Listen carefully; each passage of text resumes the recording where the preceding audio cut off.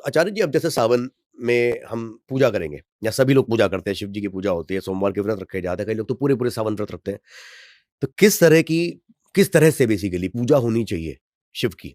देखिए, इसमें एक लाइन मैं जोड़ूँगा सबसे पहले, जी, भगवान शंकर देवादिदेव महादेव से सुंदर कोई देवता नहीं है। जी। हम क्या ही उनका श्रृंगार कर पाएँगे? वो तो हमारे भाव को समझ जाते हैं, जान जाते हैं।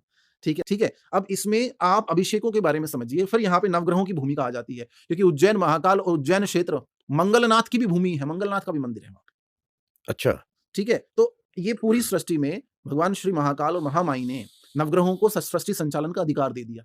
माँ बगलामुखी ने दे दिया। अब इन नवग्रहों को कैसे ठीक करें? आप भगवान शंकर पे अलग-अलग अभिषेक करके नवग्रहों को ठीक कर सकते हैं।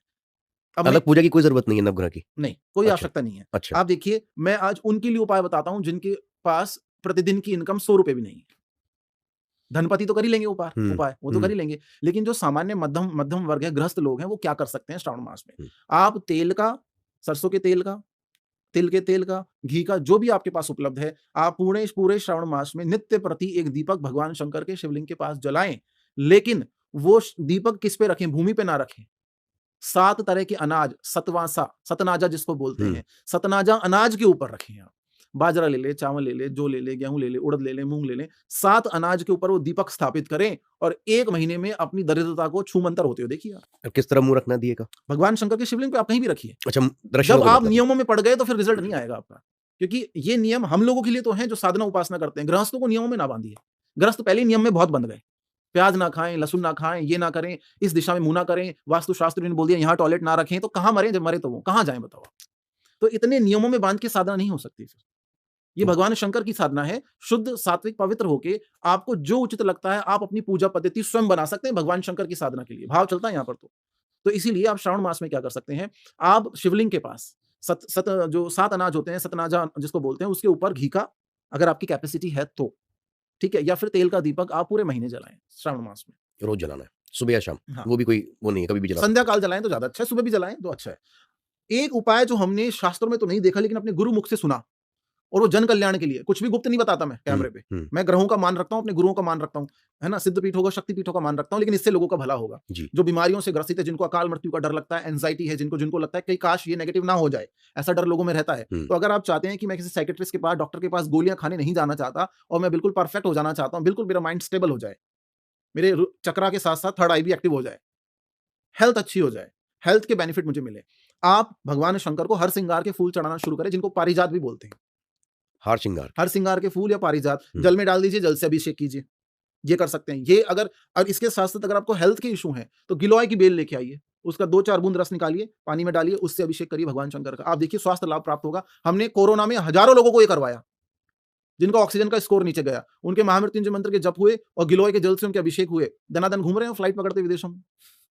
आप देखिए, ये गन्ने के रस का क्या? गन्ने का आप धन धन वाले प्रश्न आप ज़्यादा पूछते हैं। उस पे भी आएँगे, धन पे भी आएँगे, पहले लोगों को थोड़ा मानसिक शांति दे दें, धन तो आ ही जाएगा फिर। जी। ठीक है, महामाई बगलामुखी आधे धरती। लोगों की तो मानसिक शांति ही धन की वजह से भंग है। हाँ, तो वो हम आपकी रेमेडी की भी बात करेंगे, चर्चा करेंगे। तो कहने का तात्पर्य थोड़ा अभिषेकों के बारे में बात कर लेते हुँ, हैं। अगर शुक्र खराब है, शादी नहीं हो रही है या आपको लगता है कि मानसिक शांति भी नहीं है या भौतिक सुख साधन मैं अर्जित नहीं कर पा रहा हूँ, मीठे दही से अभिषेक करें। मीठे दही से? हाँ, दही में बूरा डाल के? बूरा डाल के, चीनी डाल के अभिषेक करें या मीठी लस्सी से अभिषेक करें। अच्छा। फिर वही क्रम चलेगा, या तो ओम नमः शिवाय बोलें, दीक्षा नहीं तो नमः शिवाय बोलें। आप ओम नमः शिवाय, शिवाय नमस्तुभ्यम भी बोल सकते हैं। ये पूरे महीने करना है जो-जो पूरे उपाय आप महीने बता रहे हैं? पूरी ज़िंदगी करो आप। अच्छा, पूरी ज़िंदगी पर अभी करो। श्रावण मास की बात हो रही है तो उसकी मैं चर्चा कर रहा हूँ। नहीं, मतलब ये अभी कम से कम 1 महीना तो 1 इस महीना ज़रूर करें। अच्छा, अगर आपको लगता है विष योग है जन्म पत्रिका में, शनि चंद्र की युति है या चंद्रमा पीड़ित है या मन बहुत विचलित रहता है, कोई हार्ट की समस्या है, चंद्रमा मनसो जात है, चंद्रमा मन का कारक है। हुँ, तो चंद्रमा क्या है? डेली लिक्विडिटी, आपकी जो डेली इनकम है वो चंद्रमा है। तो चंद्रमा को स्ट्रॉन्ग बनाने के लिए दूध से नहीं, मीठे दूध से अभिषेक करें आप। और दूध, चंद्रमा वाला दूध जो है वो मीठा करेंगे बताशा डाल के आप। एक बताशा डाल के मीठा करेंगे, उससे अभिषेक करें। करके देखिए, 15-15 साल से हम करते हैं, लोगों से करवाते हैं और इतने ईमेल, इतने कॉल्स हमारे पास 40 देशों से आते हैं, ये रिजल्ट मिलता है। अच्छा, विष योग कैसे पता चलेगा किसी को जैसे शनि जो चंद्र की युति, अच्छा, शनि और चंद्र अगर साथ में बैठे हों, स्पेशली 6, 8, 12 में बैठे हों या फिर लग्न में बैठे हों, एकादश भाव में बैठे हो, तो शनि चंद्रमा की युति अगर है, तो दूध का सेवन ना करके मीठे दूध से भगवान शंकर का अभिषेक करें या मीठे दूध को किसी को दान कर दें। बताशा डाल के। हाँ, देखिए, शिवलिंग पर आपने मीठा दूध चढ़ाया या शिवलिंग के बाहर किसी व्यक्ति को, जो वंचित व्यक्ति है, उसको मीठा दूध दे दिया, दान कर दिया, रिजल्ट सेम आएगा। ये नहीं है शिवलिंग पे आपने चढ़ाया, आपने किसी को दान किया, रिजल्ट सेम है। दूसरा, अगर आपको लगता है कि आप मांगलिक दोष से ग्रसित हैं, आपको ब्लड संबंधी कोई रोग है या गुस्सा आपकी नाक पर चढ़ा रहता है, माथे में चढ़ा ही रहता है या घर में कलह है, तो फिर आपको गंगा जल में गुड़ डाल के चढ़ाना पड़ेगा।